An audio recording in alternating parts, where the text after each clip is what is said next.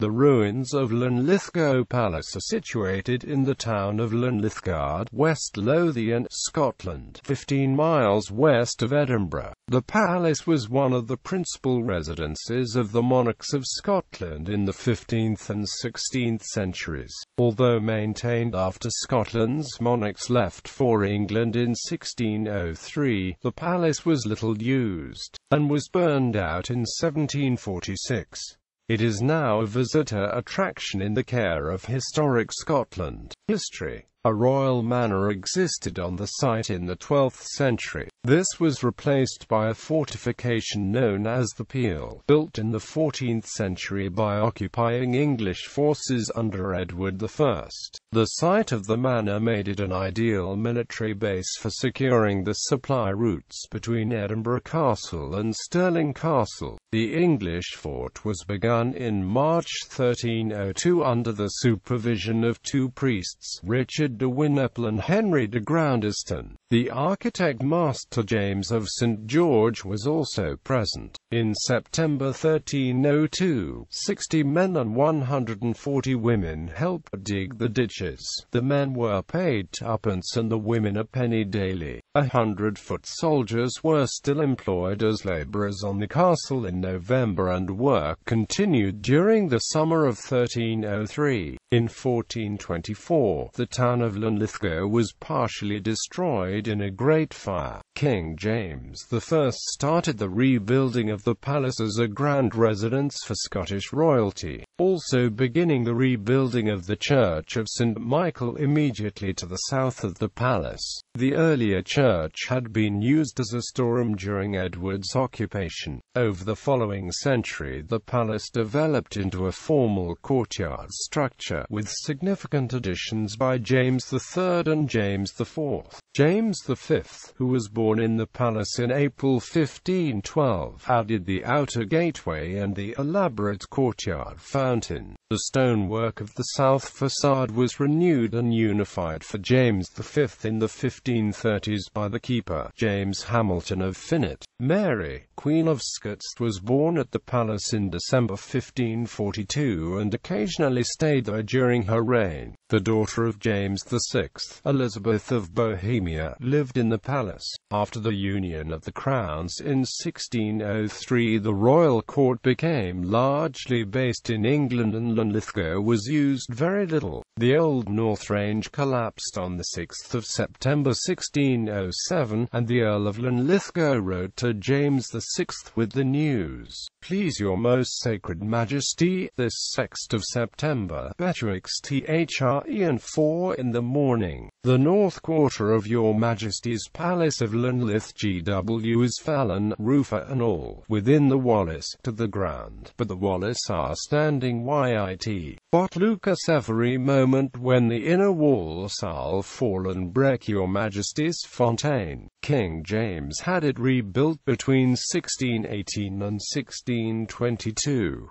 The carving was designed by the mason William Wallace. In July 1620, the architect James Murray of Kilbarbiton estimated that 3,000 stones in weight of lead would be needed to cover the roof, costing £3,600 in Scottish money. On the 5th of July 1621, the Earl of Mar wrote to James to tell him he had met Murray and viewed the works at great length. He said the palace would be ready for the king at Michaelmas. The carving at the window heads and the royal arms were painted and gilded, and the old statues of the Pope, Knight, and labouring man on the east side had also been painted. However, the only reigning monarch to stay at Linlithgow after that date was King Charles I, who spent a night there in 1633. In 1648, part of the new North Range was occupied by the Earl of Linlithgow. An English visitor in October 1641 recorded in a poem that the roof of the Great Hall was already gone, the fountain vandalized by those who objected on religious grounds to the motto, "God Save the King," but some wood carving remained in the Chapel Royal. The palace's swan song came in September 1745, when Barney Prince Charlie visited Linlithgow on his march south but did not stay overnight. It is said that the fountain was made to flow with wine in his honor. The Duke of Cumberland's army destroyed most of the palace buildings by burning in January 1746. Keepers and captains of the palace.